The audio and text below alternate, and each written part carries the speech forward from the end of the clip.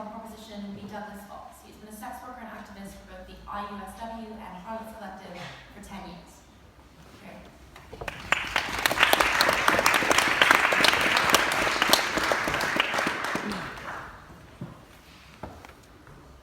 As a male sex worker, the first thing I became aware of was that being male, I was almost told immediately, you can't speak, you haven't got a voice.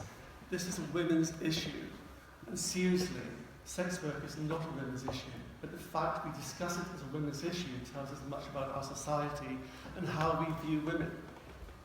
That it's not how society wants to control women's bodies and take away the right of a woman to have control over her body and what she does with her body. That is the basis of this conversation, is that who controls women's bodies.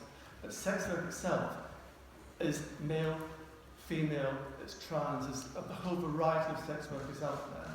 And the problem is we don't know what the demographics of sex work is. We do not know in this country how many sex workers are male, how many are female. We don't know how many are trans, we don't know how many work indoors, how many work in the streets. We don't know how many are migrant. We know nothing. We hear lots of statistics thrown around like confetti, but it's rubbish. Most of them are taken out of thin air, they're inventions. We do not know the very basics of what we're talking about, and that is a huge problem with sex work and the whole sex work debate. The first speaker was talking about the Ipswich murders, which I thought was absolutely appalling. Bringing poor murdered people into this conversation was disgusting. But apart from that, what we're really talking about, and a lot of this conversation about sex work, is actually talking about survival sex work. Now, survival sex workers, many of them are victims of domestic abuse, they're homelessness, they suffer from addictions, they are people with mental health issues, they're young people whose social services have failed, they've been ostracised by their families, often because of their sexual orientation. Many of them have escaped abusive environments, whether at home or within the social care system. Now, these people turn to sex work, and sex work is blamed for their problems. But their involvement with sex work is a matter of survival. Where else do they go to? Society, everyone in this room has failed those people. So where do they go to? They have to survive somehow on the streets, they have to pay for whatever services they have to get, and so they use sex. It's the easiest, most versatile commodity there is for an individual who is lost and homeless to sell something, to get a bed for the night, to get a sandwich, whatever they want. But we're talking here about minority of sex workers. The majority of sex workers, like myself, work indoors. And we don't come to the attention of the police, or very rarely. We don't come to the attention of anybody. We stay fairly secretive. The whole idea is that we remain secretive. We do not want the attention of projects. We don't want the attention of the police. We don't want the attention of the media. What we want is to be left alone to get on with our lives and to do our work, like everyone else in this room. Because see, the problem is, with sex work, as a society, we've been taught to hate sex workers. Right? We're taught to think that sex workers are dirty, that they're moral degenerates, that they're carriers of disease, that they're victims of their own lack of morality. And of course today, we're taught that many are victims of men's objectification, the favourite word used by the abolitionists. That of men's presumed rights to buy our bodies, or particularly women's bodies, of course, because men in sex work don't exist apparently. Except, in a recent survey of Adult Work, which is one of the premium listing sites for sex work, 40% of people advertising were men. But this is never recognised. But basically, we now have a multi-million-dollar rescue industry. The first speaker in the opposition spoke about pimps making all this money off sex workers. Believe me, if you don't make money off sex work now, do not go into sex work. Seriously, go to their side. Go into the rescue industry. Because that is worth billions and billions of dollars. You get money from selling salacious tales about us, about our lives, and about how awful our lives are. They tell us that by cutting off demand, by criminalising men by sex would miraculously end the sex trade. Well, that simply isn't true. It hasn't worked in Sweden. Sex workers are still alive and kicking and working in Sweden. It hasn't worked at all. It's failed completely. Ipswich, sex workers are still available in Ipswich. They're still working in the streets. You go to Ipswich, you'll still find sex workers. Go online, you'll find sex workers. We haven't disappeared. No one has to tell you they have. We haven't. Now, a lot of the talk now is about trafficking. But trafficking is a reality of the modern world. People are illegally transported globally. But the relationship between the trafficker and the trafficked is often nuanced and complicated because both are illegal and both are often interdependent. But we are told these awful tales of sexual slavery, of victims beaten and abused, drugged, forced to see 70, 120 clients per night. And this is proof of the evil of sex work. Can you imagine seeing 70 clients per night, 120 clients per night? Is it physically possible? Night after night after night. It's a good, salacious story. It reads well. It makes us all think how awful this is, these poor women. But the reality of a normal sex worker is you get between 10 to 30 calls per day. You might get 4 people per book. You might get 2 appointments turning up. That's the reality of sex work. Not 70 clients per night, every night. But it's a good reading. It makes you feel, God, this is awful, this industry. Let's get rid of it. Let's criminalise it. Let's save these poor people. But it's rubbish. It really is rubbish. And as I said, we're taught in a society to look down on sex work.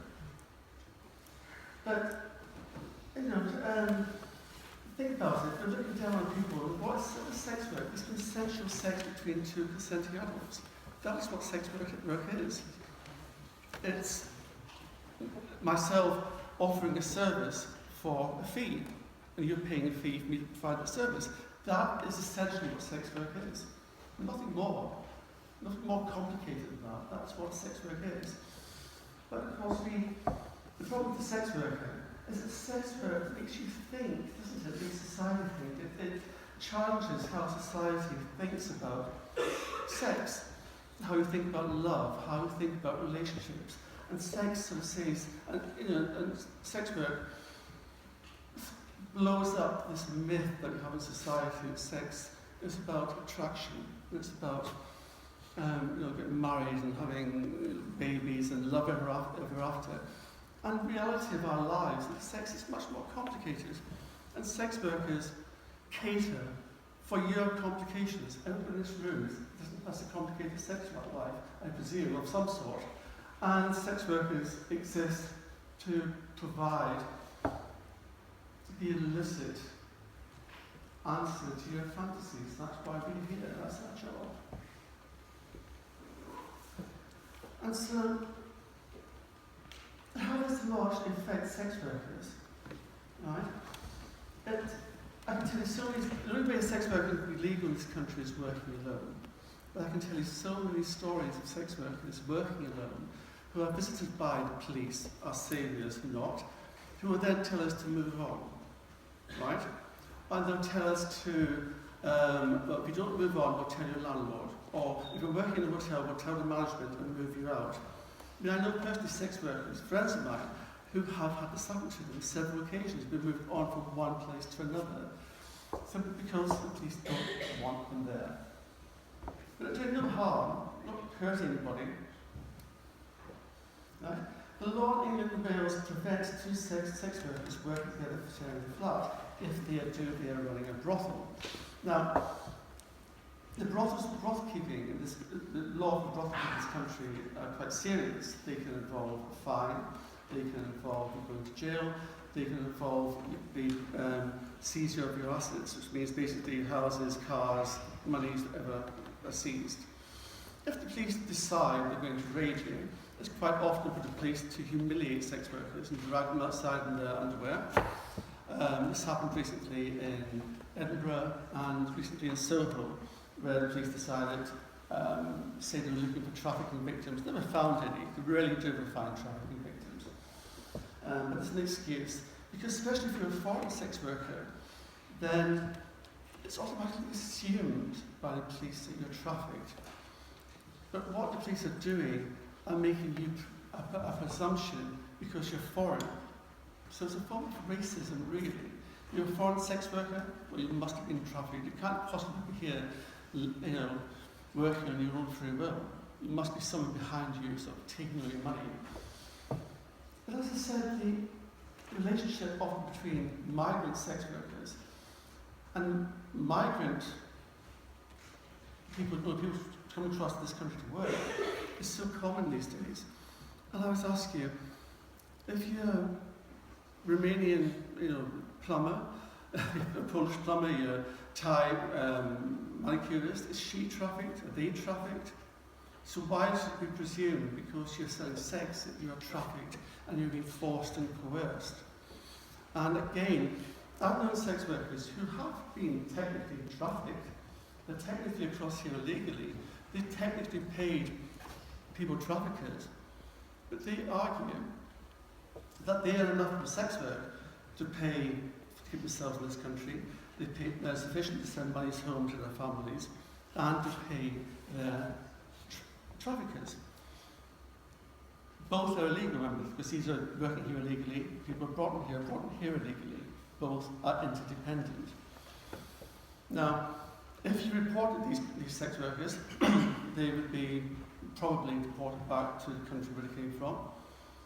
Their dream of a new life, albeit legal, in this country is over.